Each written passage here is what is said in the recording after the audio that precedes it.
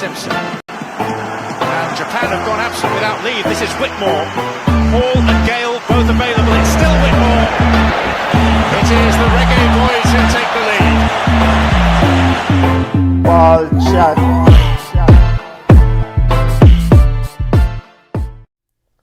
Greetings, football lovers. Welcome to Ballchat Euro. What is this? First round, our match day 1 games recap.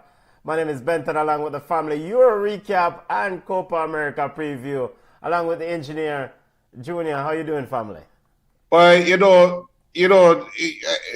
Benton, you might not used to this, but I am used to it, and if sometimes even being used to it, I even shock myself. But when I'm right all the time, I shock myself, Star. But why would you shock yourself if you're right all the time? Exactly. And that's the beauty of me. I still get happy when I'm right. Are you surprised that others question? You're shocked by others' ability, or others continue questioning your correctness after being correct so many times? Those people I stay far from. Well, how you feel? Are you correct about Cristiano Ronaldo today? Ronaldo is not the problem. No, we'll get to that. As the Messi fan said, put the goat on the bench. Heavy is the head that wears a crown. Yeah. Football family recap show. All the teams have entered the field in Euros. Junior, some games, we're going to take a look at some of the particular matches that occurred and games that coming down tomorrow and Thursday. And just your thoughts on the initial first few games, first matches in the Euro. Your early one, your vibes that you're feeling over there. I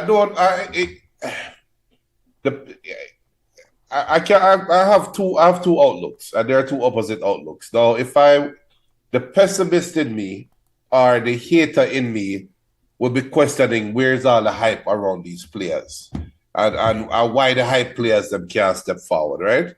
While the football fan in me will sit down and say, it just shows that football is getting more rounder and the field is leveling out more. What I'm talking about is these teams' approaches to the game. Because one thing we've seen this week is a lot of nervous football playing. And so we'll touch some of the games. We're going to take a look at your team. I vaguely recall you predicted Portugal, but then you have a disclaimer that your England is your team. So having watched both of those teams, we need an affirmative in terms of who you're picking. No, I'm sticking with Portugal. I still think that England, Gareth Southgate have to get out of England's way, and I did predict that Southgate was going to come a little bit looser, right? He realized he never wear the vest like him had. That means him gets up that Germany mental. But what him get at Germany wasn't enough. Because England, to me, was just imbalanced. England is just right-sided. There's absolutely no left winger on that team. And Trent Arnold, I don't know why you feel like Trent have to play in holding midfielder beside Declan Rice. It just looked like Southgate is bored with his ties that he has. While Portugal seemed to be like Portugal. You hit towards it. They were playing towards Ronaldo, right? And it seems to be like the players, they are trying their best to just feed Ronaldo. And with that, the game was slow. It was lethargic at times. And Portugal had trouble breaking out chest there. So we'll see how the rest of the tournament pan out. I mean, I would envision ultimately you want to whether it's Ronaldo or Shamar Nicholson, you want to supply your number 9. You want to supply the person going down the middle, right? Well, a couple times the number 9 wasn't available. Yeah, but couple times Leo made a great cross, across the 6-yard box. Ronaldo wasn't there. Yeah. Bernardo Silva did it as well. Bruno did it as well. So the Portugal's problem to me is they have too much footballers that have to take an extra touch. Well, the ball is slow. And so this is something where I would defer to a coach, somebody with a solid, a very strong voice, with a firm hand, who can say, yo, keep the ball moving, no nonsense foolishness. We have bigger fish to fry, a.k.a. we're trying to win a trophy. I think Rafael Leao is one of those players, and by the way, Portugal defeated Czech Republic 2-1 with a late goal by Sergio Canceso's son. Yep. So you can see the pitney, a.k.a. the children of ballers coming forward now and making contributions on the global stage, big. So what a moment, what a way to score that winner, Junior. Yeah, and collect a yellow card as well. And collect a yellow. I mean, you can take the yellow card because you're going right back on the bench the next game. He might not get any playing time. And so ultimately, that's one of the big questions for Roberto Martinez or whomever coach Portugal is the emphasis or the idea of how do you set up this team with so many ballers, and how because Rafael Leao to me sometimes slows the ball game down. You have João Cancelo, who's very aggressive about overlapping. You have B Silva on the right side, who's also gonna slow the ball game down. Bruno Fernandes want extra touches. So this is where you need a manager who will say, yo, keep the ball moving. And to be fair to Cristiano Ronaldo, I saw him pivot to make a few runs a couple times, and the ball did not get delivered. I mean, Bruno in the midfield at take extra touches off of the ball. So I think this is something that they will have to figure out. But it was enough today to beat Czech Republic. This is not an easy group, based on what we saw with Georgia and Turkey. I mean, yes, I agree. And to piggyback on what you said about the play, you know what it looked like to me when I think about it is I said in the chat thing. But what it looked like to me is Portugal have too much players that want to be the starting creator. So we're like how you play ball, and you are looking 3-4 passes down the line, right? Yes. But you are creating that play in your head. Portugal have about 3. You highlight them: Bernardo Silva, Bruno, the one from PSG is like that, and Rafael Leao to some extent is like that as well. So Vitinha is the one from PSG. Yeah. So when they get the ball as the first pass or the second pass, they are recreating the play in their head that the player before started. Yeah. So you can see where the game just slow down and dead. And if they would just continue knocking the ball, trusting what their teammates say, then everything will be all right. Yeah. But in fairness, we have to big up Czech Republic and Patrick Schick and the entire crew. Was it Sufel, Suchek? I mean, they did make this game interesting. They end up giving up the game at the death. Probably should have left with something out of this football game, Junior. Because I can exactly see somebody parking the bus, a real park the bus team against Portugal and play on the counter. And unless they change, I can see somebody getting, who can hold up the ball very well against them, getting traction and parking a bus. And the reason, I'm telling you what Portugal looked like? Portugal looked like Spain outside the one World Cup year. When you think about Spain and the way they play football, and they want to look like real Barcelona, right? But the ball doesn't move fast. Yeah. So you might give up 80% possession, but the defenders are very comfortable. Your team is very comfortable. So when you break on the counter-attack, you're not mentally tired, you're not physically tired. That's why Czechia looked like that against Portugal today, because they weren't physically tired. They weren't chasing the game. So when they get chances on the break, they were energized and ready to go. It's simple, but in my opinion. And Portugal, they have to fix that. They have to fix it. They have to fix it. All right, speaking of, let's just run through the groups and what we saw so far. But before, I think the best game that I saw in this tournament as of now is this game against Turkey, Georgia. That game was a proper football game. Both teams could have won that game.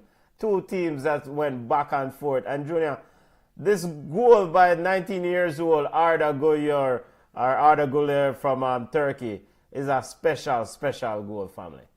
Yep. And check out. And that's why you highlight why this group is going to be so hard for Portugal, because both teams never backed down.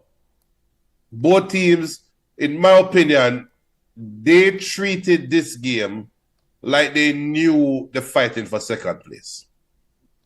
I don't know if that came off, if you got that vibe. Yeah, I got that vibe. And because at the end of the day, you saw that Georgia sent their goalkeeper up in the first game of a group match.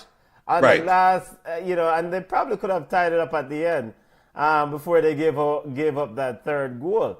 But the fact that you sent your goalkeeper up on a corner shows the mentality like, yo, the coaching staff pretty much saying we must get something out of this game. Right, and I think that's the approach. Big up BM, big up yourself, BM. But I think that's the approach that they had coming in, and that led to a good football game. It looked like this was a fight for second, and both teams went hammered and tore. And the 19-year-old is a boy, like the rich just keep getting richer, right? Well, the rich for now. But and football family, I don't know if the chat people are sending messages in the chat.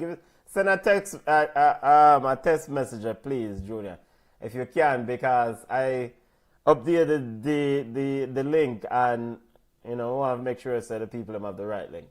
But this goal by Arda Güler, excellent goal, goal, proper football strike. It was nice to see him on the Napoli's big baller, what's his name? Keva. Keva, I can't pronounce his entire name, but Napoli's big baller, who his dad recently said that he needs to find, they're not sure if they want him to stay at Napoli and find same thing.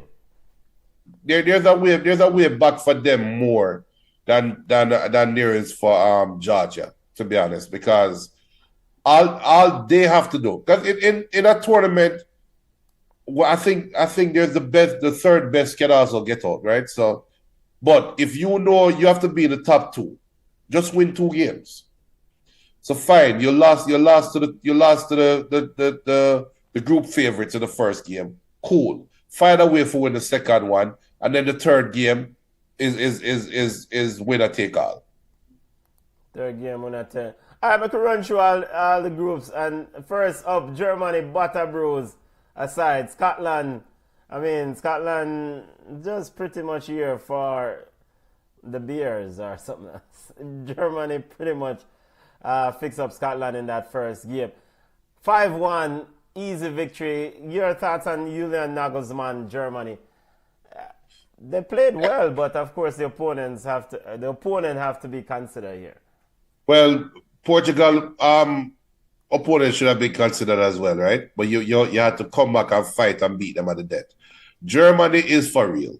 I mean, Ethan Nagelsmann come out today and reportedly said that he think he has the best mix of players, right? Which he's talking about youth, experience, and different levels of professionals.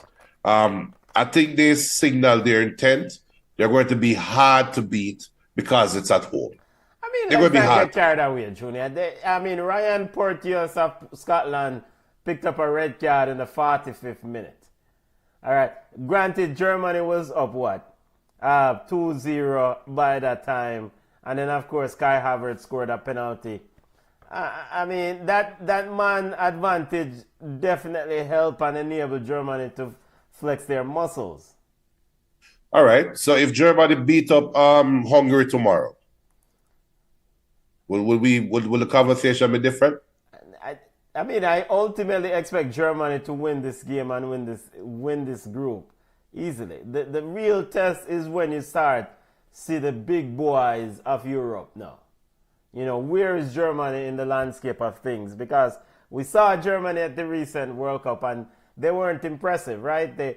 Japan kicked out their teeth. Well, Japan defeated them, and so Germany has been going to some sort of questionable period of late.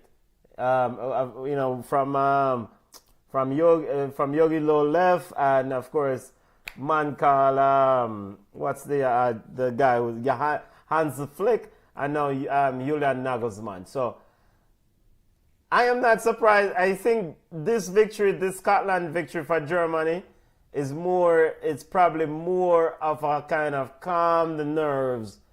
Don't let any sort of doubt creep into this cohort at the beginning of this tournament. Okay, well, we'll see. BM says, great tournament so far. Been a while since I've seen Romania in a major tournament. Are they on the rise? Let's see. Good question. LP Solera said the Germans and the Spaniards are up there, which they will. Yeah, Germany. Talking about Germany maintaining.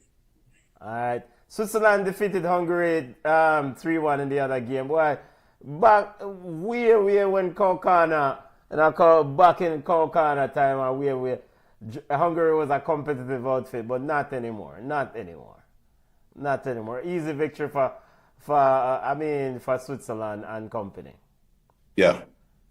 Do you like what you're seeing from the Swiss?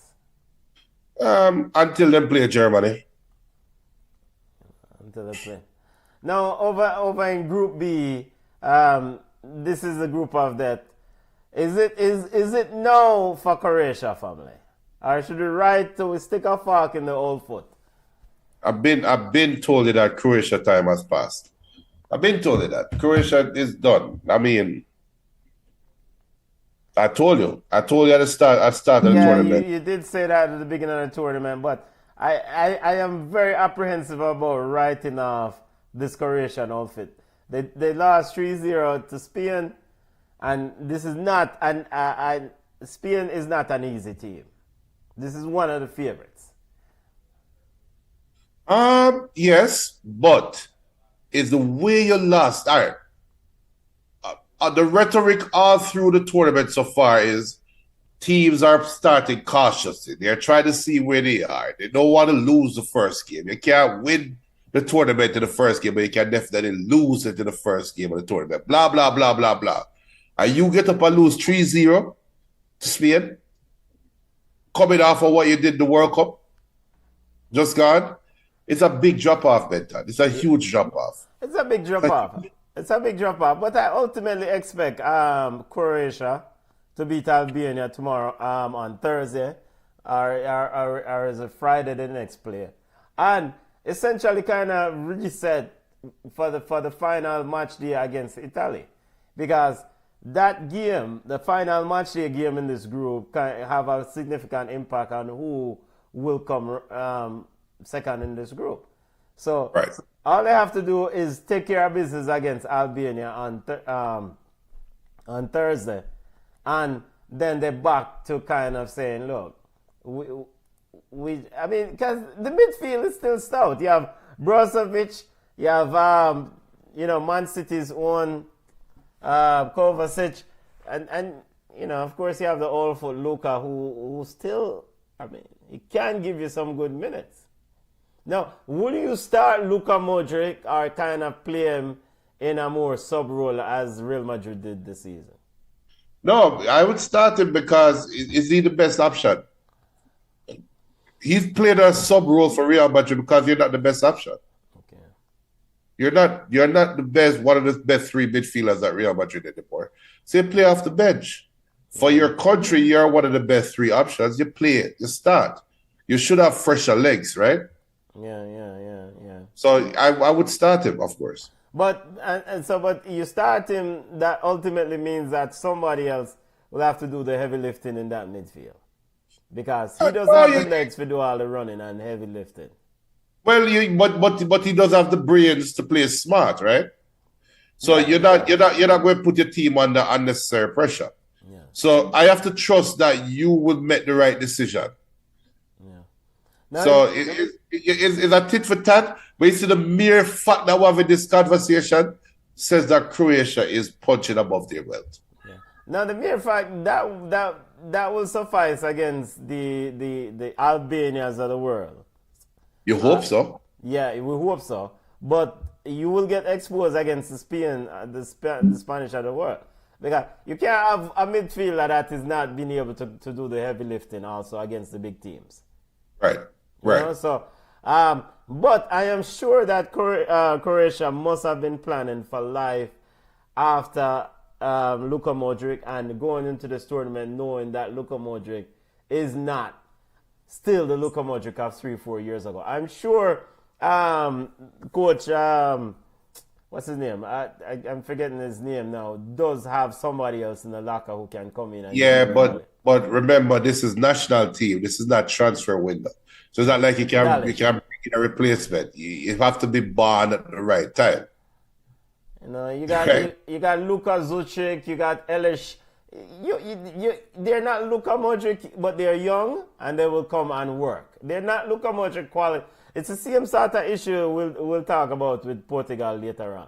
Right. Well, we discuss after chat is Cristiano Ronaldo give you certain things on the front end, but Cristiano Ronaldo doesn't have the legs to do all the heavy lifting and counter press or press an opposing defender, right? But Gonzalo Ramos will give you that heavy lifting. So is that trade-off? When you play against the mid-level and lower-level teams, you don't need that. But when you play against the big boys, the similar level teams, you have to figure out and plan accordingly because it might come back to bite you. Fair enough. So you'll have to make some adjustments. Yes, you have to make So with Luka on the field, a coach have to be savvy enough and say, all right, this is our... Remember, France made it to the World Cup finals with an old Zidane. And Materazzi trick him for headbutt him in the final to make Italy win the World Cup, right? So that was 2006. Yeah, but that's an old Zidane. Yeah, he was an old Zidane. Very old Zidane.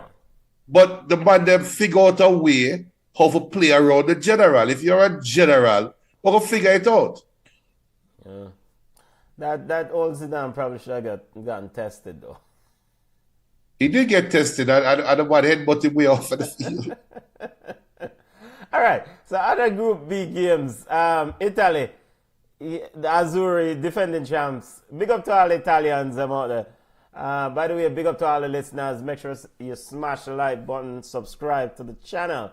Tell a friend about the show. Italy defeated Albania. Couldn't ask for an easier start than this, Junior. I mean, for Luciano Spalletti and crew. And you still only won 2-1. Yeah, but it's not the margin. It's just finding ways to win football games. I mean, but weren't they playing classic Italian football?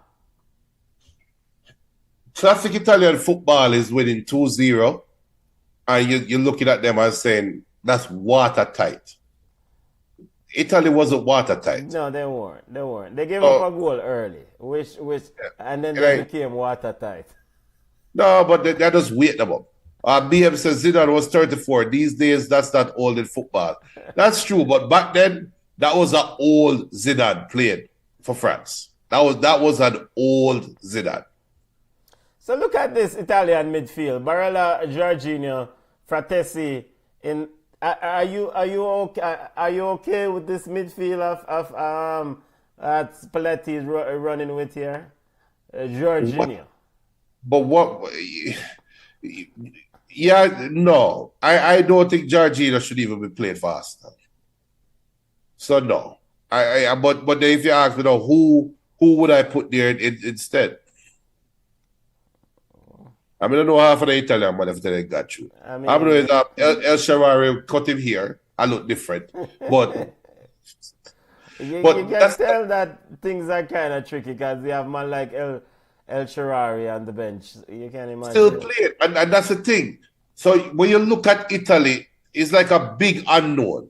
So they still have that Italian aura about them, right? Where you just look for them and just say, You just know, yo, took a hard to score today. You know the man them are gonna run, them are gonna play hard, them no nonsense, them rolling up them socks and playing football, right? Yeah. But Italy, when Italy has always been successful, they always have a baller out there. They can look for that set. See the man they will carry to the top. Well, that would be Chiesa for this one. I don't know. I mean, it's Federico Chiesa. They have Raspadori on the bench who should come on later on and make some noise. I mean, it's going to be Matteo Darmian. It's going to be interesting to see. Matteo Darmian. It's going to be interesting. But most of all, I think it was just important for this team to get the first one out of the I remember traditionally Italy also starts slow in tournament. Yeah. So it's like if that was a tradition. Yes. So you would know that it's just Juventus is called the old lady, right? Yes. Italy should be called the old lady. And no disrespect to our older ladies out there, but it is what it is. Yeah. It'll take a while for them to get going. Yeah, typically they start pretty slow. So Italy and Spain sits on 3 points in Group B. Croatia has work to do in Group B. Good luck to the Croatian family. Over in Group C, England on 3 points, Denmark, Slovenia 1 each, Serbia sitting on. This Serbia team, I don't know, brother. Yo, hear me? Serbia, I remember at the World Cup, Serbia forward with a big squad that I considered players who play in professional league across the European continent. And the man, them cannot still figure out a way to score 2 goals, even with Mitrovic, who can find goals left, right, and center, playing for playing for Fulham now. He's over in the Saudi league. I'm a bit surprised that Serbia struggle at this major tournament. And again, here they are again struggling. They started against a certain team. Junior, over to you. The certain team won the game 1-0, but... Yeah, you see, because there's a negative quality, and I think Jude said it at his press conference, and he's right. There's always a negative vibe to an England game, right? And England look lost at times going forward. England don't have a left side. I kept saying, and something that screamed to me on the TV is how unbalanced they are. But one thing is for sure, defensively they are sound. So you talk about Serbia and that, and Mitrovic not getting the service, which I think is the key. He wasn't getting the service that he's used to. But Junior, look at this team. Sorry to interrupt. Look at Serbia. Mitrovic, Vlahovic. The Vlahovic is Juventus big striker. Milokovic Savic, Kostic. I mean, the man them can score 1 goal, brother. Goodish. Yeah. But them man there some them man a big baller bed. Them man there them supply big ballers. No, but I mean, Vlahovic went to Juventus as one of the big transfers for them recently, in the last few years. Millions paid for him. Junior, yeah. I think I give you this team to coach, and you figure out a way to get them to score some goals and win football games. As in Serbia. Yeah, but not against England. Okay. So you are quite satisfied with John Stones and Gueye in the CB position, and said that this defensive pairing of England strikes something of confidence? Of course. Okay. Of course. The only issue I have with England is not having a left winger player, and Trent Arnold for some reason having to be on the field. Now, I don't know if it's BM or somebody said one day, or somebody, I'm sure it was put in Ballchat chat. Either somebody said it or somebody quoted somebody and said that Bellingham doesn't like playing holding midfield. He prefers playing high box to box, and he's a bossy guy. And I'm wondering if that is hurting England. Because ideally, Bellingham should be playing beside Declan Rice. And wait, right beside to play a double pivot? not necessarily defensively, we be in a double pivot. But going forward, we're not in a double pivot. Going forward, one of them sit back and one go forward. And one go forward. I would know more likely that would be Bellingham going forward mostly. Okay. But then you would have Forlan playing where Bellingham is deployed. And I don't know. Foden, yeah. You're going to move Foden into the 10. Yeah, because and then you find a left winger. Who you going to put for the left wing? I don't. You can play Anthony Gordon there. Well, true. You can play Anthony Gordon. You can play Anthony Gordon. In fact, I'm a bit surprised Anthony Gordon didn't see the field here. And Ezzy too. Ezzy can play left wing. Yeah, he can. But I mean, usually, but why? But again, it's not a sense where you try to force people into a front, where you always force a round peg into a square hole. I mean, if you have a left winger and Anthony Gordon is that man, then you start him, and he does have some. Start him on the left wing, yes. You start him on the left wing. Is it, to the point about Gareth Southgate, maybe he's trying to mimic Pep here. Sometimes Pep will have Foden floating on the left side, but the problem is that England does not have Man City team, nor Man City's coach. And when Foden is played on the left side, Bernardo Silva normally accompanies him as an inside out or inverted winger beside him. Yeah, so inside. And then you have Kevin De Bruyne, who's also in there, that tree, who's allowed to pull people off. So you're going to see more double teams in this sort of competition as a Foden, are more tilting as opposed to when you play for Man City, where you will get more one-on-one options because of the other man will pull people off of you. But you know, Jude, and this kind of tied to what BM said. Because BM says that Jude is versatile in midfield. However, you have to take into consideration his recent goal scoring exploits for Real Madrid. It makes sense to play him further up the pitch for England. It does, but at what rate? At what cost? But he's not playing for Real Madrid anymore. Huh? This is not Real Madrid. Not only that, it's a balance that you want. The reason why Jude can play the way he does for Real Madrid, they don't have a number 9. Yeah, because they don't have a 9, yeah. That changes this year. So, because we all know Mbappe going down the middle, we all know Vinny is on the left, we all know Rodrigo is on the right. So they are now more balanced. So Jude cannot furry into the box every time now because you're just going to be eating up space, right? So his approach have to change. Jude can play the way how Pogba played when France won the World Cup recently. Where you had Pogba and Kante. And Kante playing midfield. Yeah. They were double pivots. But Kante say, yo, we don't need no help, brother. Just go and do what you want to do. Yeah, you're just starting late. So that's what Bellingham needs to do. I'm just be that traditional box-to-box midfielder. If you ever put in Foden in the 10, or Cole Palmer, or whoever, put somebody else there that is more apt to play with a striker. Because who struggles or who suffers the most by this?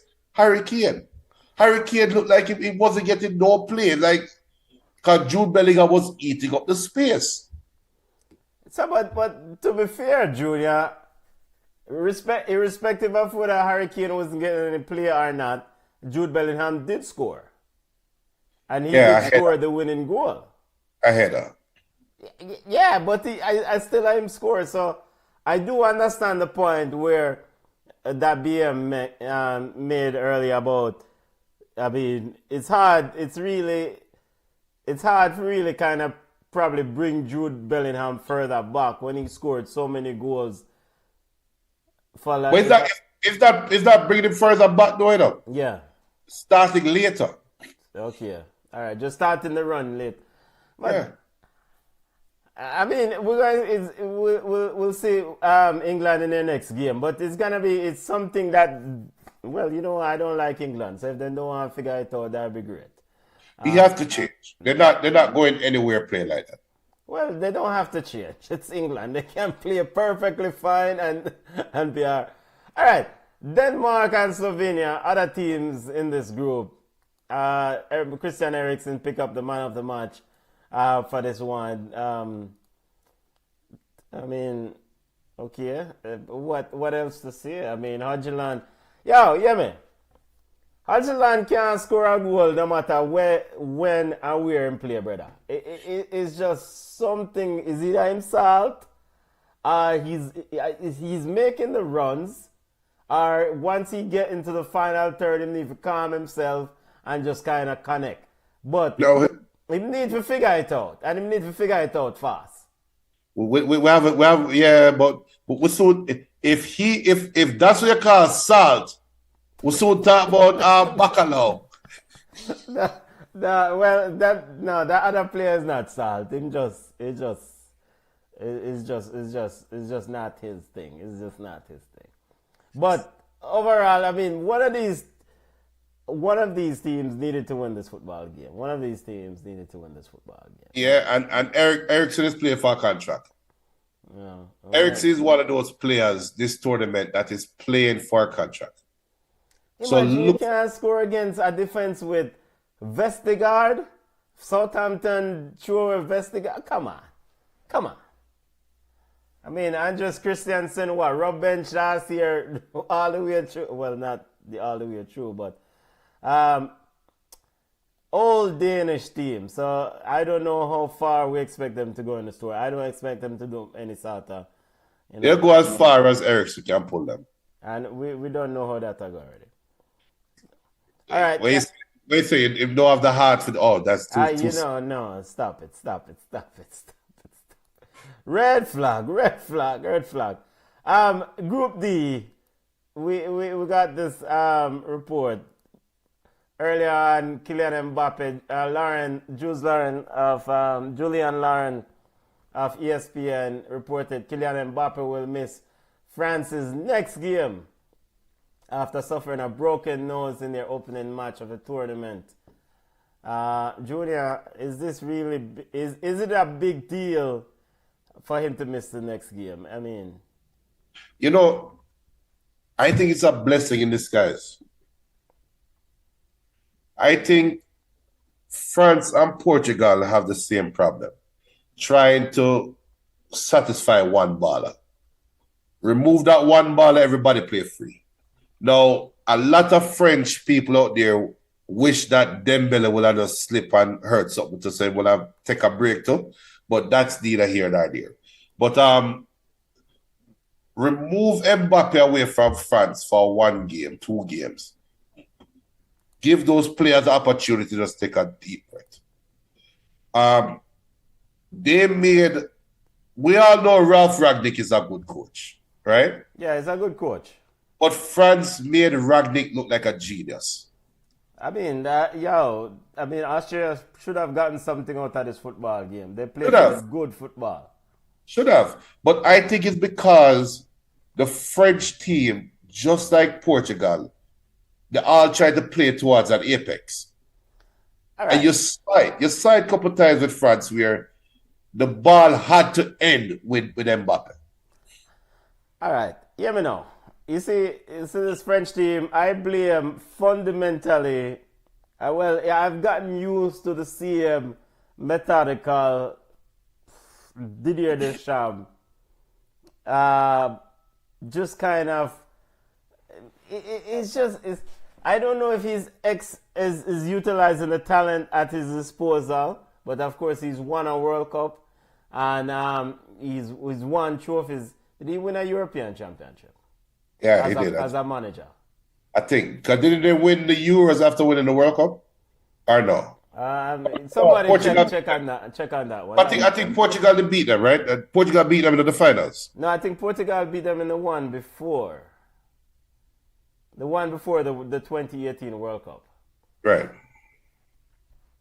Big up Stu Max, Griezmann, Giroud, Coman, Tchouameni, Camavinga, Kante, they'll be fine. Deschamps lost to Portugal, and he also lost to the Swiss on pens. Yes. All right, so this is the problem I have with this French team. Junior, this is what, year 8 of the Griezmann in the 10 role?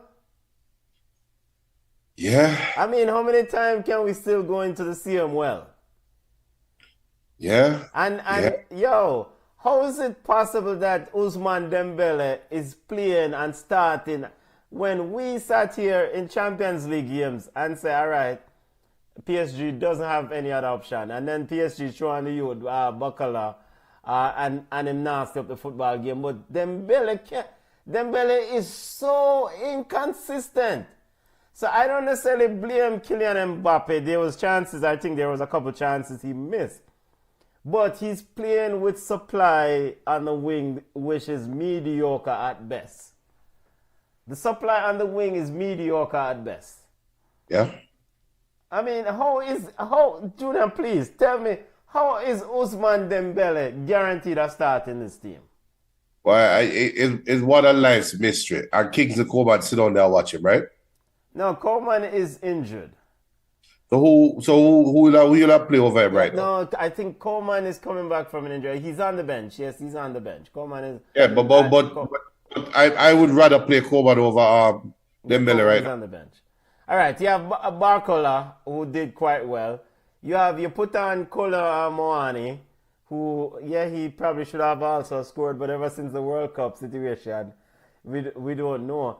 But you also can go Giroud down the middle and tell Mbappe to go wide also. I am not sure if I'm really comfortable with this Mbappe going down the middle in this French team.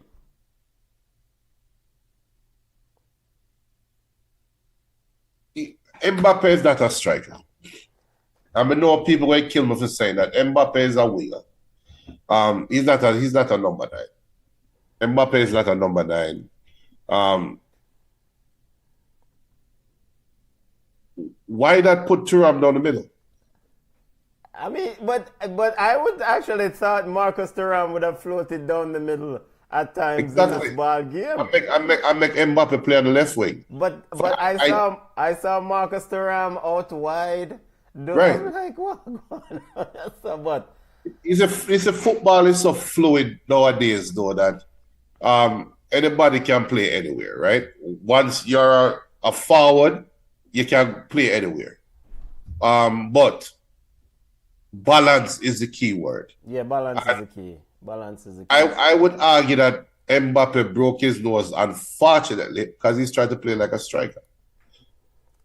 It's an unfortunate incident, but brother, you're trying to do something you can't do. So we're not gonna say he can't do it, but he no. I'm gonna say he can't do it. I mean, he needs. I don't know if he's that player who will get into the nitty gritty of being in a battle, so to speak. But it's more than a battle, though. It's for me, a striker has instincts.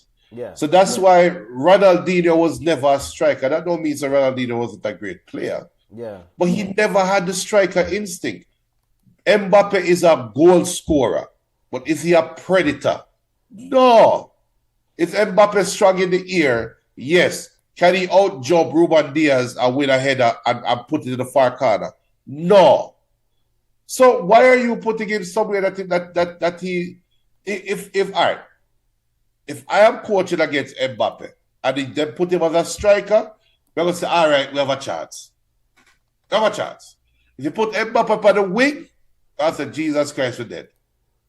No, you put him if I'm coaching against him, I think the message is still the same. At the end of the day, you have to prepare for a player who can score goals. If you put him down the middle, you're essentially going to put a player who running at you is a problem.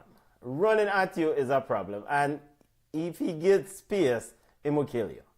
But that's the problem. If you go as a number 9, you're not getting space.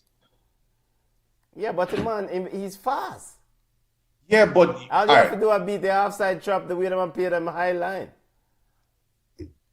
But again, my defender is already senior.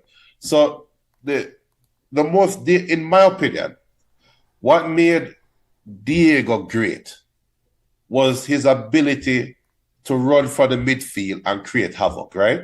Ronaldinho, the same thing. Zidane, Rivaldo.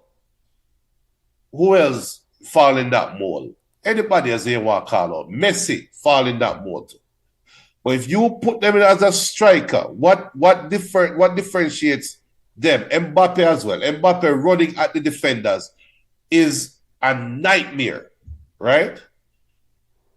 Cristiano Ronaldo running at a defender is a nightmare. But if my defender, me as a centre back, is standing beside Mbappe, I don't care how fast you want to be Mbappe, I'm going to hold on, play your shirt a little bit and say, no, we'll start run together. Yeah, slow down the run a little bit. That, yeah, things just accidentally clip you and stuff. Right, them little things, we're going to do that. Yeah. And then not only that, when you get the ball, 98% of the time you're getting the ball with your back to my goal, protecting the ball from me. Yeah, so it's right? a different. So you're not. Yeah, It's a different look. It's a different sort of dynamics playing the position. Yeah. The perspective is different, and that's what made the phenomenon so great, because he would have his back turned to you and his one body rock on him gone. Yeah. As fast as Mbappe is. Phenomenon videos then. No, it can't do it. We cannot do it, Mental. Trust me, we cannot do it. As fast as Mbappe is, he doesn't have that. Yeah. And Mbappe is faster. Mbappe is faster than original Ronaldo. A lot faster. Yeah, I'm fast. But with the ball at his foot, around a defender, Ronaldo 3 times faster than Mbappe. Yeah, man. But I think a part of this with France, Junior. I've just come to accept that this is Didier Deschamps' ball, and it's gonna be something that it's not gonna be pretty. They will grind out wins, and they probably could have scored some goals because Mbappe also Mr. Sitter. You put your mortgage on, and you put your mortgage on Mbappe scoring that one-on-one with the goalkeeper, and he pushed it wide. So hey, the defender was on a yellow card, and I don't care what nobody wants to say. He gave up on the play. What he saw Mbappe's back? Yeah, him said no, forget it. I just start walk. Yeah, Mbappe to the ball. Forget it. Yeah. And maybe I don't know what went through Mbappe's mind. Maybe he was just surprised that he was given so much space. Perspective, Benton, and not to beat a dead horse, but it could be the perspective in the game. Yeah. Could be. Yeah. But we have to salute the return of the general. I'm willing to bet right now, if Mbappe was at the World Cup, the Messi fans and Argentina probably, a healthy Mbappe played in that final, things would have been different. If you look at this game yesterday, and this is something that is quintessential, if Conte was at the World Cup, there would have been a different outcome. If a healthy Conte was at the World Cup, it would have been a different outcome. Oh, say Mbappe. Yeah, Conte, not Mbappe, sorry. Not Mbappe. I misspoke. Conte. N'Golo Conte. The general. Return of the general. The engine. Yeah, it's a Conte. It is, and as I get older, I get to appreciate what makes a football game, right? Back in the day, you only worry about shift, salad, bicycle kick, volley, scoring a hat trick. As you get older, appreciate and understand X's and O's, you get to really appreciate what N'Golo Kante is. Because there's something about him with his ability. It is almost like he's a magnet to the ball. It's more than not getting tired. It's just he's always present to the ball. That means he's reading the game 3-4 touches ahead. And is always at the right place at the right time. And could have scored I think if they cut it on the left foot and instead of shooting, I think if they cross it, right, or something like that. Yeah. In a big play. So it is something that you really appreciate when you watch him. Man. You have to appreciate. But it's one thing to be present, It's one thing for a baller to be present, but the ability to execute the requirement at the time, and that is N'Golo Kante. It doesn't matter. There was a player where the opponents thought they were in, and who was there? Kante. Did I keep saying Mbappe? Did I say Mbappe again? No, you said Kante this time. No. But it's one thing that this player does. It not just read the game, he gets there, Kante gets there, and he execute the play. I mean, I cannot wax lyrically enough about a man who can just stand up and say, Fussy, it no matter what you want to do, but I am going to stop you. I'm going to shut you down, and that is N'Golo Kante. N'Golo Kante had a cross ball better than Ousmane Dembele. That means he even took up Ousmane Dembele's job, and that just has nothing to do with Weymado. Hey, big up Devon. Devon says the result would have been the same regardless if Kante was there. Yeah, we can't say that now. We can't say that now. Big up Stu Max. Stu Max says Vida and Lovren popped it around him till he tired. So did Chiellini and Bonucci, and the exact same with France. Kane also always gets found out versus proper defenders. I think he's talking about Mbappe and really just wasting time up front. But the British press never raised it. It's hilarious and bizarre. Even the Serbs bopped it around him too. But I am happy to see N'Golo Kante back in this group. Football is better with Kante in the group.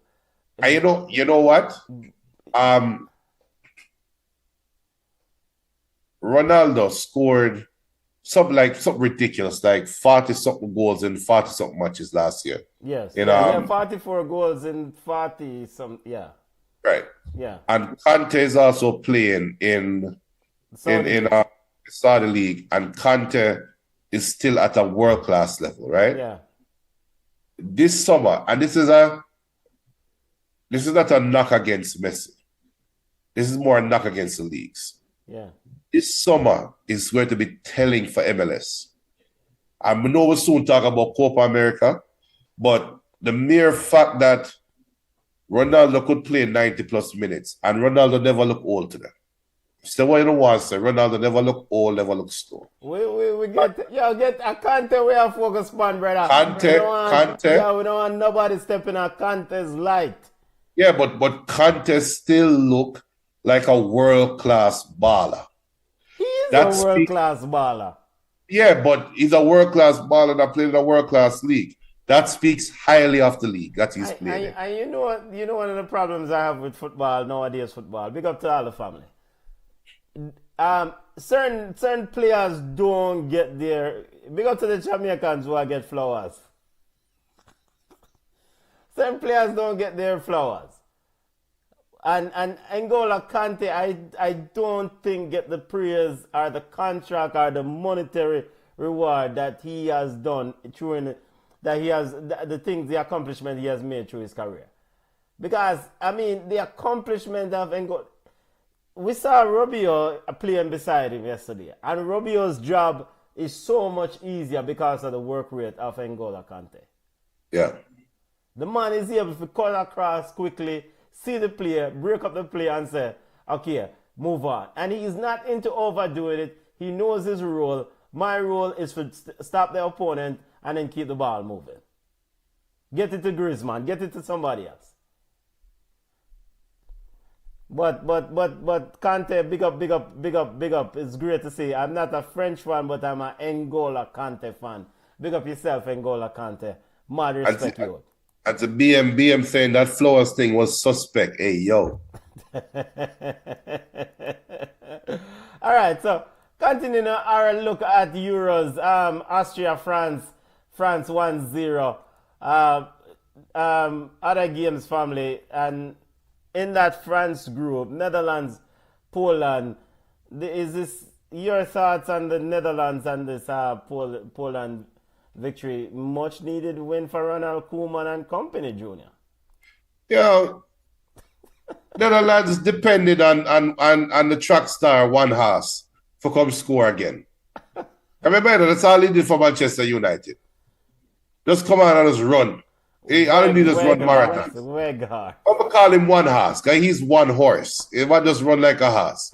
So Netherlands, I guess they can feel good that they found a way to win, but no. Much needed win. I think it's a stay of execution for Ronald Koeman. You know, Ronald Koeman made a comment saying that when, of course, Frankie de Jong is out of the Euros, he said that the team over there played the man injured and injured the man worse.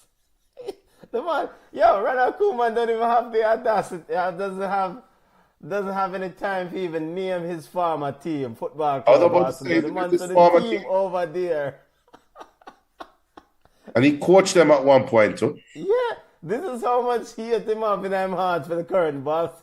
But you know that seems to be a Dutch thing though.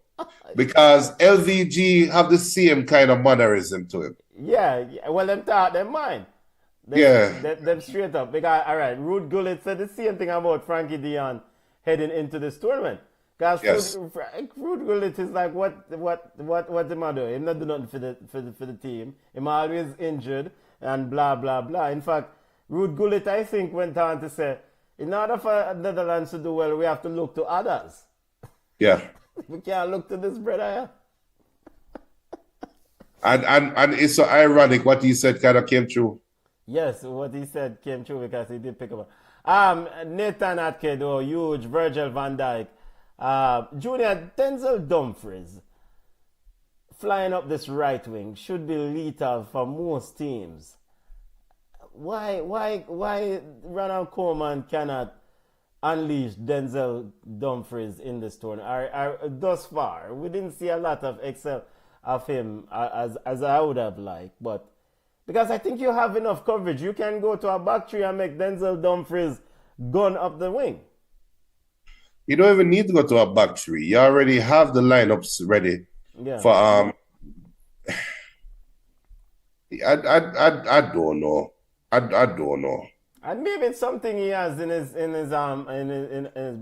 locker, because of course it's one game. You can't release everything from one game, right? Yeah, and they have a back four with Nathan Ake playing left back. Yeah. So naturally you think that Dumfries would have the license to go forward and go hard. Because you already have a strong back three, right? Yeah. So it is one of those things where we'll have to watch it in the tournament. But again, Netherlands, remember what Netherlands did in the World Cup? Gakpo with the first game, and then all of a sudden when I haven't heard back from Cody Gakpo since the first game of the World Cup. So I don't know if it's a Dutch thing. Poland family. Poland is Poland. Old and inexperienced. The worst combination. Yeah. Zelenish. All right. So Netherlands and France sits atop Group D. Group E, Romania and Slovakia. Junior, the fine Georgie Hodges boy running out for Romania. But Belgium and Ukraine, boy, we can exercise some sympathy for Ukraine, but Jaja. What going on with Belgium? Well, I guess Belgium is still Belgium. Lukaku is still Lukaku. Kevin De Bruyne is still soft, so Kevin De Bruyne is just older. And that's it. I mean, soft soap for national team, baller for the club side, but soft soap for the Yeah, well, you're where you're most needed right now, and you can't produce. So you're soft soap. But Lukaku is horrible, man. I mean, you can't explain it away. Junior, look at this team. Mangala, Amadou, Onana at the base. De Bruyne in 10, Doku and Trossard on the wings. And, even Lukaku is supposed to score up. But how much goal the man miss? Or man had scored a outside goals. But he had a hat trick and misses. Yeah, I mean... But credit to Slovakia for finding a way to win a football game. They're not really but you know, not to cut you, but they were unlucky. But at some point, you have to look at Lukaku and be like, come on, dude. At some point, you have to look at him and be like, yo. I don't even know what to say. It's just like, yo. So let me ask you this. If you put yourself in manager's Tedesco shoes, do you start Lukaku in the next game? You have to. You don't want to shatter his confidence. You don't want to shatter his confidence, though. But I mean, is missing these chances going to help his confidence? No, but then you should have never started him to begin with. It's not like Lukaku coming off a stellar season. Yeah. Do we expect Belgium to recover in this group? Yeah, easily, but they're not. They won't be around for too long. Okay. And of course, we discussed Turkey and Portugal earlier. Any final thing you want to say regarding Turkey and Portugal leading Group F? Turkey is dangerous. Portugal just getting started. Tomorrow, Croatia, Albania, 9 a.m. Germany, Hungary at 12 noon. And Scotland, Switzerland at 3 p.m. And then, of course, Thursday is the big game. Circle it. Italy, Spain. Junior, early prediction for that one. We know Germany will beat up a side, right? Yeah, no, Italy, Spain on Thursday. Oh, Italy, Spain. At 3 p.m. I don't trust Spain. Even after what you saw from them against Croatia. I think that game eventually is going to speak more about Croatia than Italy, than Spain.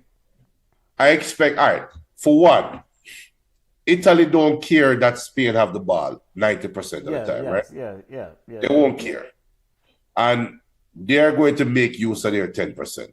Yeah. My early prediction is going to be a draw game or an Italy win. But Spain will have to be very lucky to get a draw. All right. That's my prediction. You know what? This is new edition Spain. Spain win this football game. Here we go again. De La Fuente, Spain. They win this football game. There's nothing about Italy, especially with Jorginho in that midfield, should give Spain any sort of apprehension to box ball and score a goal against this team. It's not like them have Chiellini and Cellini and they had a big defender around our back. I mean, come on. And this is a chance for Spain to set down a marker in this tournament and say, yo, we are come forward for win this thing. Yeah, whatever. Devon said Italy 2-1. Yeah, Italy 2-1. All right, Copa America now. Let's pivot to discuss some news. And of course, wall-to-wall football action on us, family. I love this time of year. International football more than the club, spenny club football. I love this sort of things. All right, Copa America, family, kicks off this Thursday with the defending champs Argentina, big side, versus Canada. Junior, Group A, just to remind listeners, the group shake out how the group set up for Copa America. Argentina, Peru, Chile, Canada in Group A. Group B, Mexico, Ecuador, Venezuela, Reggae Boys. Group C, Uncle Sam, a.k.a. United States, Paraguay, Panama, Bolivia. Boy, Junior, we need to do road and go watch United States versus Panama now. No. And Group D, Brazil, Colombia, Paraguay, Costa Rica. And the reason why I say we need to do road go watch United States versus Panama because we're in Atlanta and there are only 2 games in our city. The opening game between Argentina and Canada, and the United States versus Panama. Now the tickets for the opening game between Argentina and Canada are how much? What, $300 for 300 seconds? So that now got them. The Argentinian man them bought up all the tickets. So that now got them. Go ahead, family. Yeah, so this is a thing I was talking about earlier. We see Conte come to the Euros and look like he hasn't lost a step, right? Messi better look like him to lose a step Thursday, you know, or else. Listen. You're carrying vibes to Messi. No. I'm not carrying vibes to Messi. Wait, we saw Ronaldo show up to the Euros and look like he lost a step. No, well, Ronaldo looked the same way he did at Manchester United last time. No, he looked the same. But what I mean is, and this is not a knock against Messi. It's more against MLS. And can they keep a premier athlete at premier level? Because what do we can say about the Saudi League? Their ballers coming back and playing ball, right? How would the MLS players look in this competition? Oh man, you've really extrapolated this from not just Messi, but to the Saudi League and the MLS League. But Yeah, is it something to do with also the teams that they're playing with? Conte from the Saudi League is excelling in a team or doing what he does best in a big team. All right? Ronaldo from the Saudi League is doing maybe not what he does best.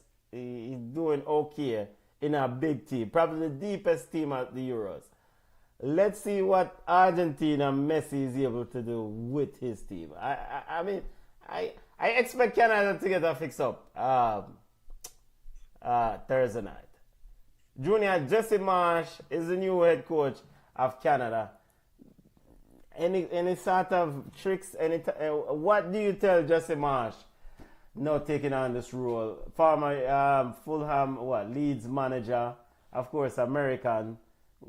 How do you advise Jesse Marsh to go against this Argentina outfit? What do you mean? You better have a chance to win. So you're playing against the World Cup champions. Let's go there and nobody embarrass yourself. We talk about what advice. Just you know what? What I would do, I would send a Hati over to I'll send a Hati over to Argentina side. But Messi none of them thing there, brother. I don't Messi is not the target, sir. With a Ronaldo jersey on, I make Garnacho sign it. I'm want Garnacho sign it in front of everybody. I sow the seed of discontent and you hope that will limit the scoring. Yeah, but I mean, the Garnacho did that in front of the group. Garnacho will be back on a plane. Garnacho bad man. Garnacho saying that changing. The man them are reportedly there saying that he has to tone down the Ronaldo hype, the celebration. Yeah. But they're alright doing that. Yeah, Ronaldo celebration. Everyone said Messi is Messi. He will walk around the park and pounce on you when you do not expect it. That is what ballers do. Well, that never worked. Ballers do. Yeah, Junior. That didn't work in France. So BM says Argentina. What do you mean that didn't work in France? Which France? At PSG. Okay. Argentina sometimes play down to the level of their opponents. Argentina 2, Canada 0. Opening night, the defending champions this Thursday. I expect Canada to get a fix up. They might get a 6-piece meal inside the stadium because, I mean, this team, if they get going inside that stadium on Thursday night, in fact, I'm going to take a walk around and see if we can get a little squeezy.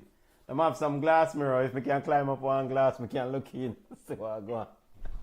Have some, but if yeah, man, Canada doesn't match up well. I think an important thing for these teams, the World Cup hosts, the Canada, the USA, and Mexico during this tournament, don't get embarrassed. Because you'll be hosting the World Cup in 2 years. And you can't be a World Cup host and I get fixed up. So I think it's important that Canada don't get a 6-piece meal here. I wouldn't be surprised if they do, though. I wouldn't be surprised. The Group A family, I mean, before we look at other groups. Group A, Chile still going with a Vargas up front.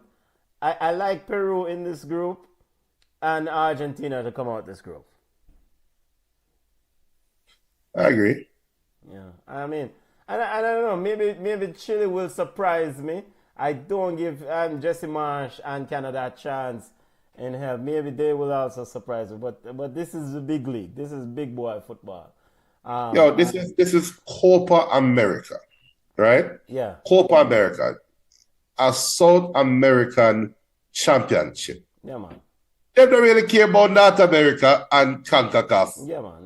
So, or they just take up numbers, or they about brush it to the side. That's how they're approaching. Yeah.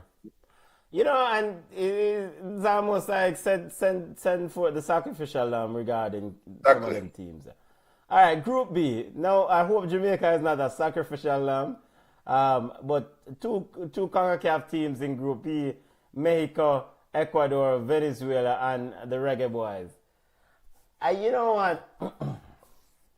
You know what, Junior? All right. You see, Ecuador is a slight favorite to win this group. Mexico is uncertain. Venezuela, the Salman Rondo, Venezuela doesn't strike me as much. I think Jamaica can squeeze something out of this group. It all depends on what happens in that game on Saturday night against Mexico. If they start out and they get something out of this game against Mexico on Saturday night, they can make it out this group. I agree 100%. And you know what this group can come in like? This group can come in like Jamaica at the Jamaica women team at the World Cup. Yes. Where you just never expect it. They probably don't score one goal. Yeah. Draw. 3 in the large draws. So if there's one thing we can say for a fact is I expect Jamaica to be difficult to score against. It went hard to score against us.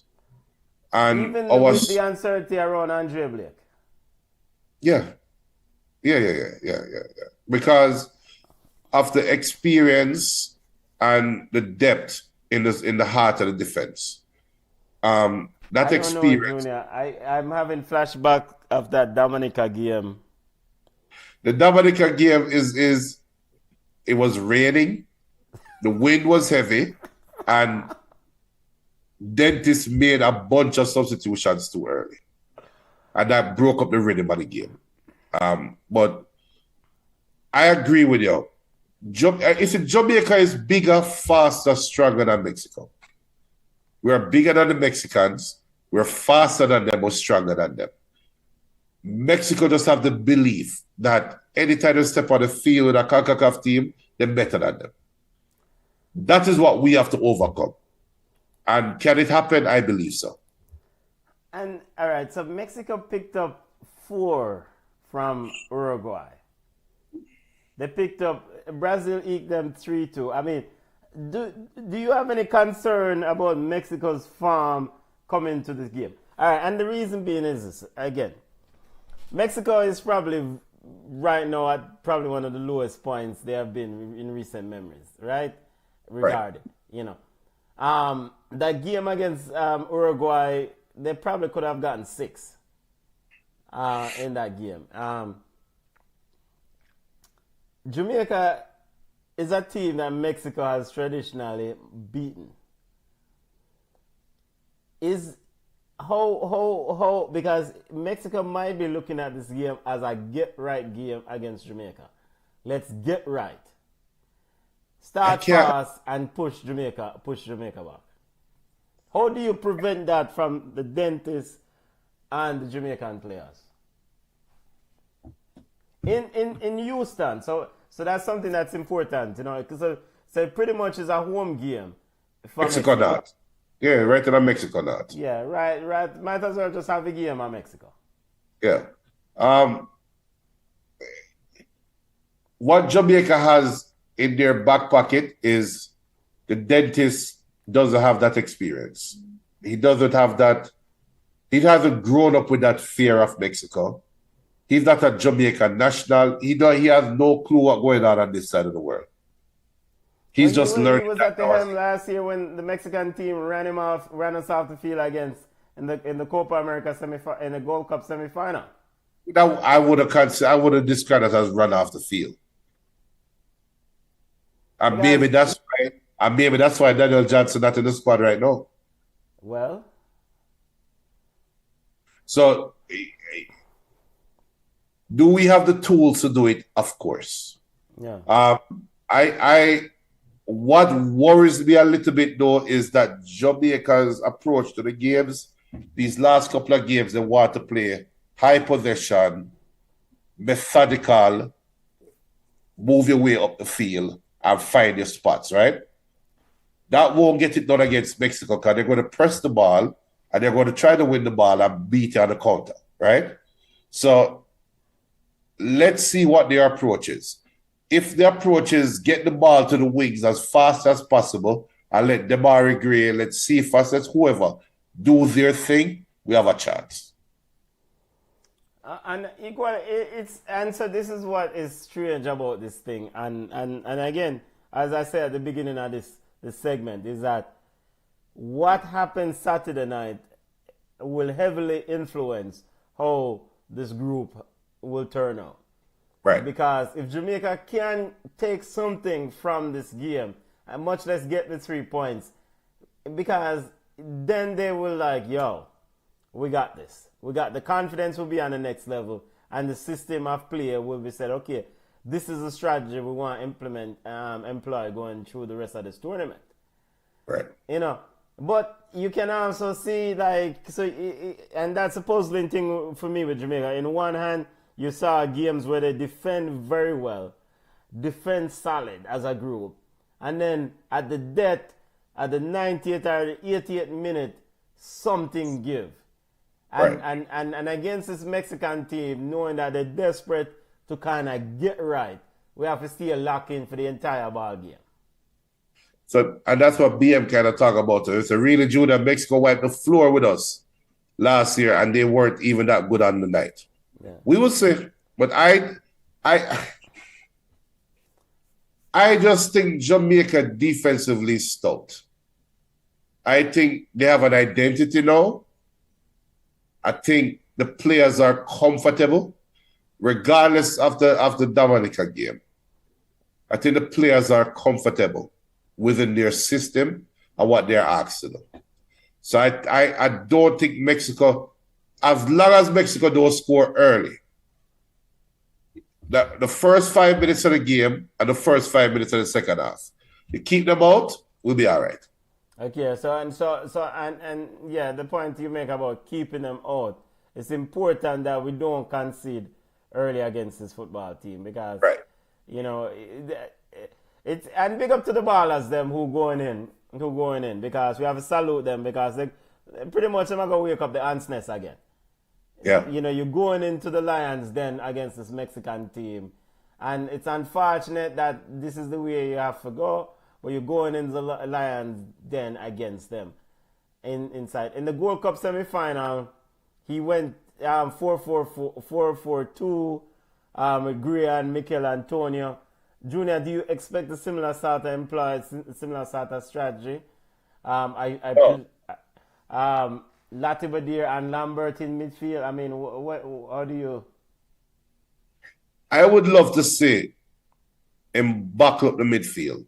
I would love to say 4-5-1. Okay, just start the midfield and just Start the say, mid. okay, we are break-up play right, so we are get the ball, recover, and keep it moving and supply. So who is that one? Boza, who is the one? Yeah, I wouldn't start Antonio. Okay. I wouldn't start Antonio. I would start Shamar Nicholson.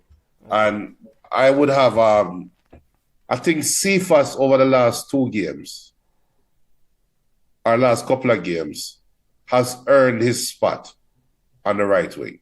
And I think Damari Gray has earned his spot on the left. And will live and die with Bobby Reed in the middle. Yeah. And again, something that you highlighted, we cannot give up a goal early in the game, the Gold Cup semi-final. We gave up a goal in the second minute, and then we kind of rockle, pretty much kind of wobble from there on out. So. Yep. And Devon says any team score first wins. Yeah. That's true. That's true. And BM says, knowing Halgrinson, he'll pull a surprise and start Wes Harding in midfield. Well, so he did emphasize the reason why he brought in Wes Harding into the squad. He did say, as in Hal Grimson, he did say he likes Wes Harding's physicality. He's expecting more physical games in this tournament, and so he's looking to employ some of his physicalness. And I mean, some of the Mexican man, them not really physical. Them just, That's more for Ecuador. Ecuador or whatever. But just to remind listeners, we're going to do a watch along Saturday night, 9 p.m. Reggae Boys versus Mexico. You don't know how it go. And of course, Ecuador will take on Venezuela at 6 p.m. So we'll watch that game. We won't do a watch along for that game, but we'll see what the other group, other teams in the group look like. So big game for the Reggae Boys. Looking forward to see how the boys go about it on Saturday. In Group D, family, in Group C, USA, Paraguay, Panama, Bolivia. I saw the promo for this for the Copa America with Christian Pulisic. Junior, can Bolivia and Uruguay keep the CONCACAF teams out in this group? It's tailor-made for America to go through. But and from a financial standpoint, you want them to go through. From a CONCACAF standpoint, because you want America to still feel like soccer is marketable in this country, so we can get to watch the games. Yes. Right. So somebody have a bid for the viewers. Somebody have a bid fight. Yeah. Somebody have a bid fight. But after what Colombia did to America, that wasn't a farce. Uruguay, and what Uruguay did to Mexico.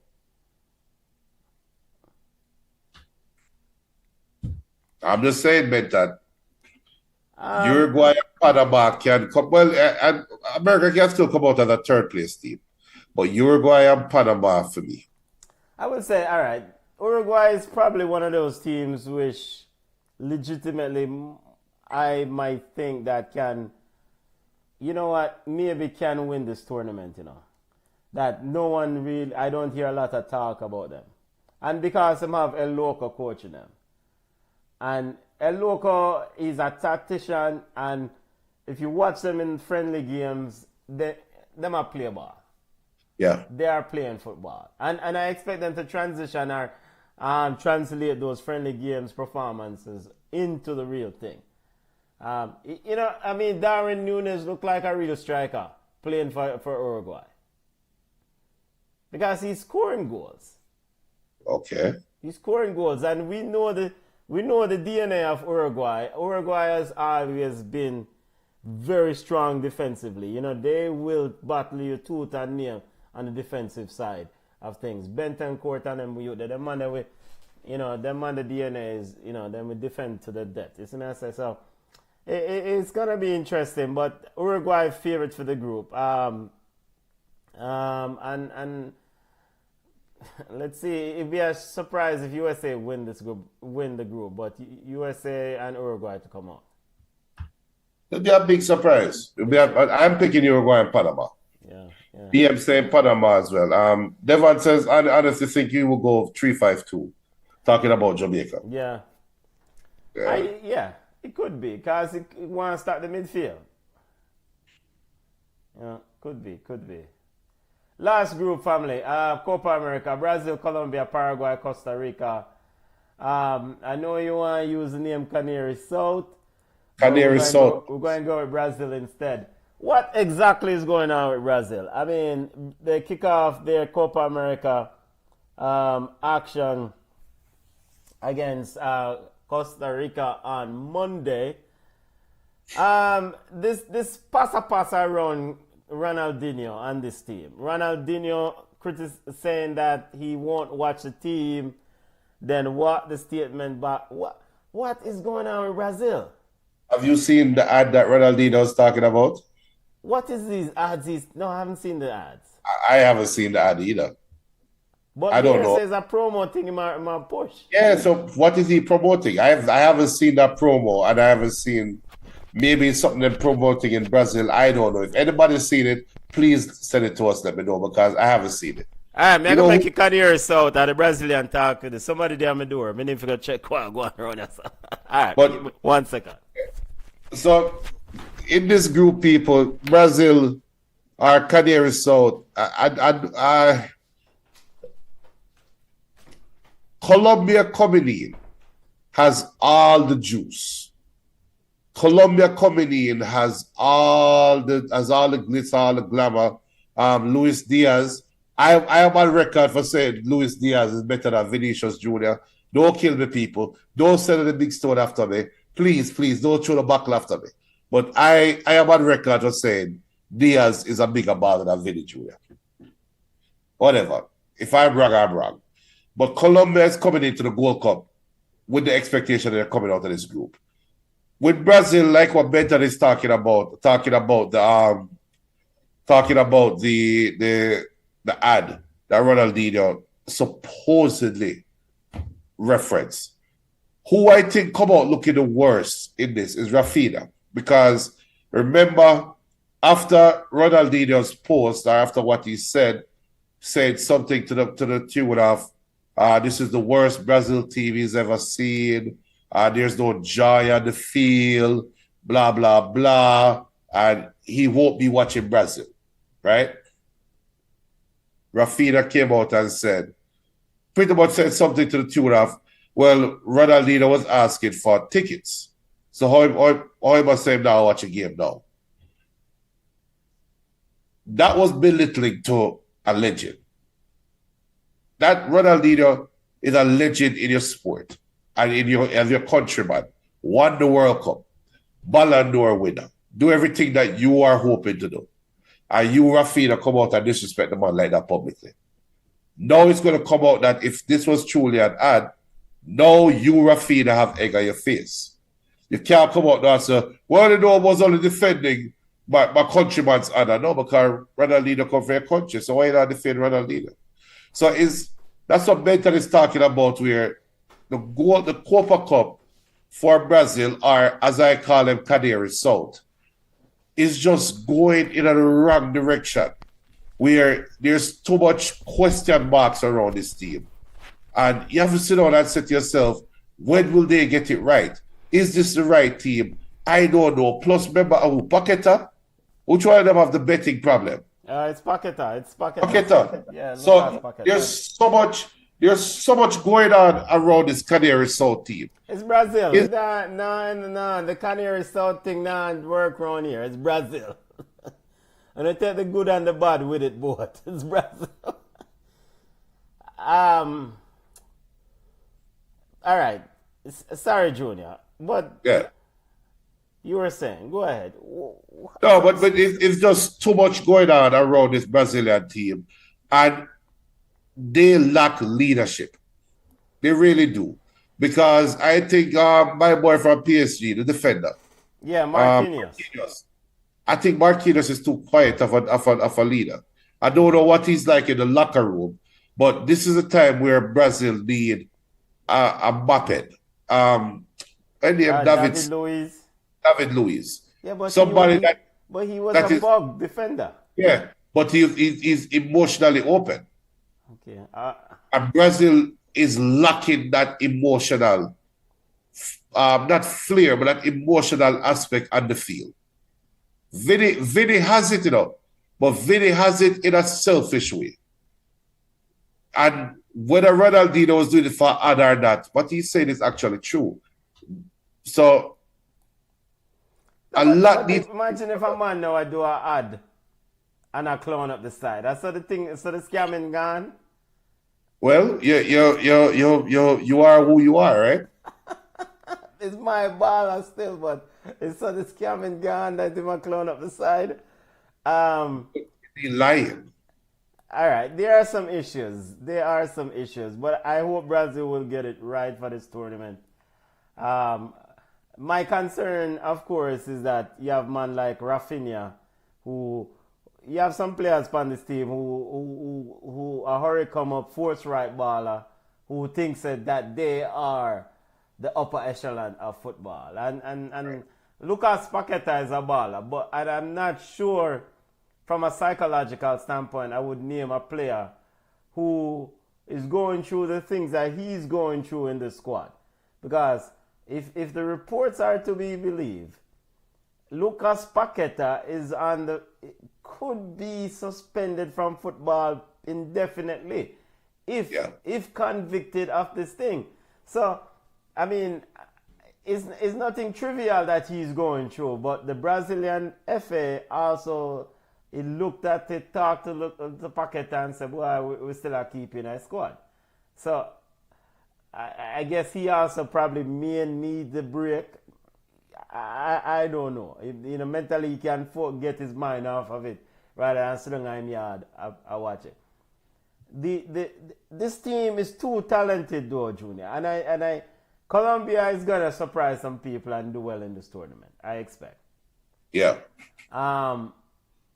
But Brazil is still Brazil, and at some point I expect Brazil to start rise up in this tournament and show that they are coming good for the World Cup. All right, we'll see. Because this is the last dress rehearsal before the World Cup, right? For World Cup qualifications, well, that they are struggling in. Yeah, the last major dress. So we're not even sure if they're making the World Cup. If you be honest. Yeah. They will make the World Cup. The game against the USA that ended 1-1. Just kind of, and I have my thoughts about that game. Too many layers. You have this thing where when you play against a team that is below you just need to deal with them and keep it moving. I think Brazil players were more looking for nutmegs and salad, or megs and salad, rather than execute and beat aside and say, yo, sub, next group come in. And that galvanized the US team. To be fair, I think they were trying not to get injured. Okay. That was a go out there, give the fans a show, but let's not get injured right before the tournament. That's why the game before a tournament I don't really care about, to be honest. Fair enough. Brazil, Colombia, Paraguay, Costa Rica. Paraguay is kind of a mystery for me. I don't know what Paraguay team will show up. And for Costa Rica, they're getting younger. I'm sure that they are looking to use this tournament as a building for bigger fish, aka the World Cup qualifiers. But they are the sacrificial lamb. Yes, they are the sacrificial lamb. But they have some young players that they have incorporated into the group that they are looking to kind of blood them, just get them ready, because the real target, ultimately, just like Jamaica's real target is not this tournament, it's the World Cup. Prediction for the Jamaica game, and do we save our predictions for Saturday night? Yo, I like Devon. Chin. Big up, chin. But I love what Devon's saying. Low Pinnock, Hector as centre back. Right wing back, Dexter. Left wing back, Greg Lee. Midfielder, Latte, Bobby, Casey. And then Boza and Antonio up top. With goalkeeper Wade. And so Mexico live and die from crosses coming from the wings. And if we nullify those crosses and force them to come down the middle, where Jamaica is defensively sound, it will disrupt Mexico's fluidity. That's perfect game planning for me. The only issue is who wins the second ball. So we all know Mexico love to cross the ball, right? And sometimes you wonder why them love crosses over short man. But where Mexico get their joy is beating the other team to that second ball. What I mean by the second ball, they put a cross in, the defender head out the ball. Who gets that ball? That's where Mexico is most dangerous. Because if it's one thing, one of Mexican man, them love make diagonal runs in the box, right? And if your defenders are in one mind trying to get out of the box, and your midfielders cannot win the second ball, that's where Mexico is more dangerous getting back into the box. It's like an inverted counter attack. That's what Jamaica have to look out for. After that, I think we have to put away our chances. Demari Gray will score if he gets a chance. Shamar Nicholson will score. He's showing that he has a scoring touch, right? I am leaning towards Jamaica winning 2-love. You know, the Ethan Pinnock returning into this defensive setup is a huge, huge win for Jamaica. You know, Ethan Pinnock, level-headed, very good defender, organized at the back. It should take a lot of pressure off Lowe, and it should also allow Damian Lowe to kind of, you know, even if he become too reckless, you can still say, yo, we have enough coverage here. You see what I say? Whereas, you know, I just look back at the starting 11 at the semi-final game, and Bernard and Lowe, I forgot that Pinnock wasn't available for that Gold Cup, so he didn't play in that semi-final game. I expect Ethan Pinnock to be a huge part of this defensive setup, and Jamaica should get at least a point out of this football game Saturday night. Yeah. At least a point out of this. Here's the deal. The reason why I'm not going to pick a Jamaica victory, because ultimately they're playing almost a home game in Mexico. They're playing in Houston, and my worry is that ultimately late in the game Mexico is gonna keep pushing. So if Jamaica lead 2-1 or 1-love, they have to steer the course. We try to figure out who hold it, because Mexico will do whatever it takes to get a goal late in the ball game. So I expect Jamaica to get a point out of this football game. Fair enough. All right. So that's it. That's it for a roundup and preview. Of course, if you just join us, make sure to smash the like button. Make sure to tell a friend about the show. We have watch along this Saturday. Reggae Boys versus L3. And before we go, Junior, I want to highlight, you know, COPA America is doing a lot of promo. And, you know, this is Demari Gray's favorite player clip, you know. Let me see if I can get the audio. Demari Gray was asked, me go ahead and get the back. Good to see Demari Gray back in the group, but. Aguero. Aguero or Rivaldo? Rivaldo. Rivaldo or Neymar? Neymar. Neymar or Messi? Messi. Messi or Ronaldinho? Dino. Dino or Luis Suarez? Dino. Dino or R9? Jeez. Dino. So, Luis Diaz or Cruz? Diaz. Diaz or Gabriel Jesus? Diaz. Diaz or Di Maria? Di Maria. Di Maria or Alexis Sanchez? Di Maria. Di Maria or Aguero? Aguero. Aguero or Forlan? Aguero. Aguero or Rivaldo? Rivaldo. Rivaldo or Neymar?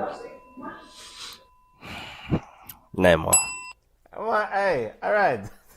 So they asked him, Rivaldo or Aguero. He took a long time to say Rivaldo. They asked him Neymar or Rivaldo. Him said Neymar. Can we trust Demar Gray? Wait, are we saying Neymar over Rivaldo?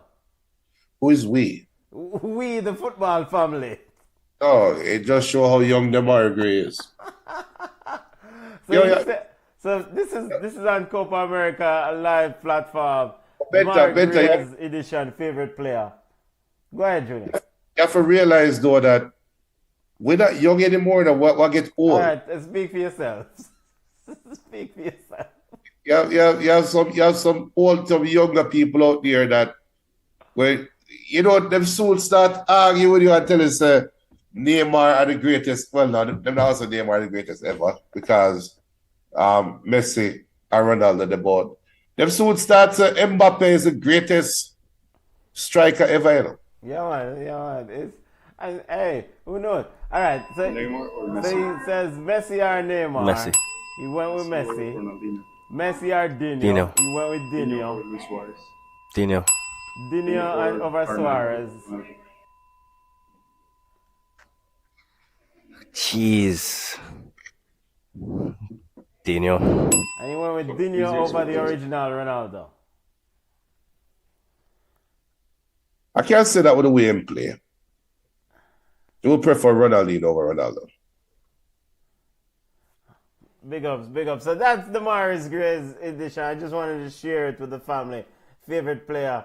The Rivaldo Kun Aguero struggle had me frost for a minute there, and the Neymar over Rivaldo have me a little bit confused. But you don't know, I love the Demar Gray anyway. You don't know, we're glad to see the ball come forward. Nobody's perfect.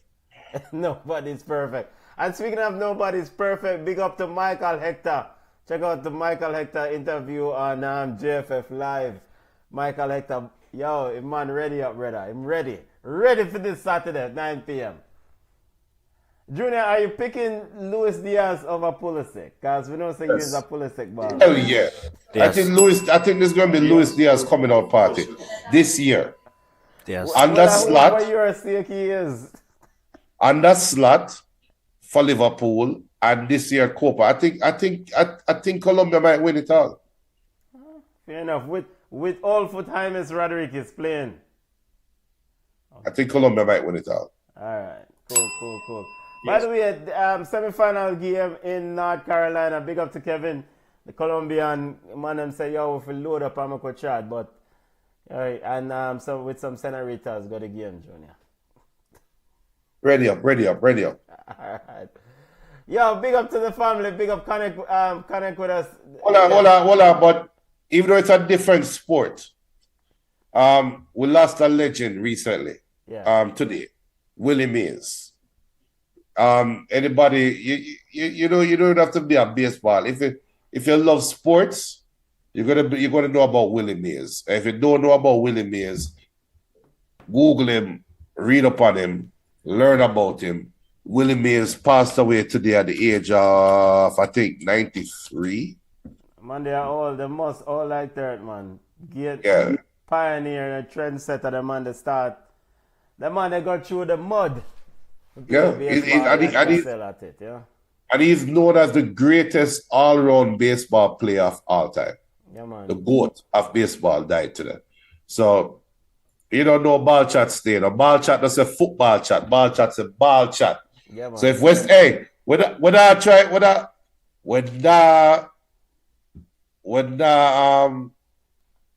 I goat mouth it, but if West Indies keep on that go well, might have to do a T20 coverage. Hey, you know what I'm you know why I got up? By the way, rest in peace, condolences to Willie Mays' family and friends. Legend, I've read a lot about Willie, saw interviews with him, the man there. pioneer in the space, struggling in the space, a space where people that look like us, Willie Mills, Yes. man, Yes. got too hard at the ish to kind of make it, But I got up to check the door because I think I'm a brethren walk with tell the man to walk with a West Indies jersey for me. I'm thinking him did forward with it. Turns out that's somebody else. It's probably a good thing we don't get the jersey because probably would have salted them up still because tomorrow West Indies Super 8 against England, Yeah, big And up yeah, go ahead, Junior. Evan said, what did you say, Colombia? Do you remember that Argentina and Messi will have a say to that? We will see. Yeah, man. But I mean, when was the last? Has anyone repeat as Copa America champion? I don't think so. Is there any BM the Statman any repeat Copa America champions? Because I mean, Argentina will be looking to repeat, and because of the history of this tournament. Now, granted, the tournament get placed in different parts of South America, so the always, if you win, the Chile. Wait, did that Chile team went to how many finals? I think they did win one. Didn't they beat Messi? Yeah, they went to 3. Oh, of course, you have to remember the Messi one. They went to 3 finals, I think. That was the Claudio Bravo, the Borges Roar, Vargas, Alexis Sanchez, wicked Chile team. Alexis Vidal. Right. Yeah. And with the Pitbull, the other one name. Vidal. So you have Gary Medel, and Alex Vidal. Yes. So I'm not seeing any Brazil repeated 97-99. And 2004, 2007. And that was Ronaldo, the phenomenal Brazil that scored a wicked goal in that 99 tournament and was much of a net round. Chile repeated 2015, 2016. What about Copa every year? No, I think there was a time regarding schedule. There was a clash with another tour. All right, the Brazil hosts at the World Cup in 2014, I think, kind of messed things up. And then they have to reschedule and move things around. So, I think if I remember clearly, that was something. Yeah, that's all right. Yeah, so Brazil beat Argentina twice, 2004, 2007. Okay. They're the final.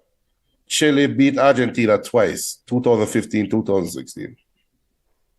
Both on penalties. Yeah, Devon, it seems Argentina have a pattern.